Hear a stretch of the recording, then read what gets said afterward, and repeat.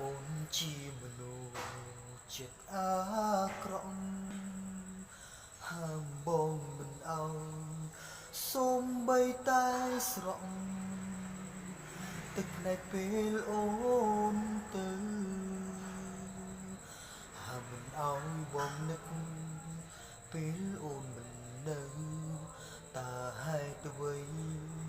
ក៏អូនមិនយល់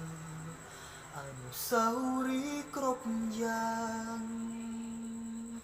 ដែលយើងធ្លាប់បានសាងចាក់ចេញទៅជាមួយដែលជួយឲ្យបងភ្លេចញោនបានឆាប់បងចង់ប្រាប់អូនថាបងមិនចេះទេមិនអាចធ្វើចិត្តបានទេ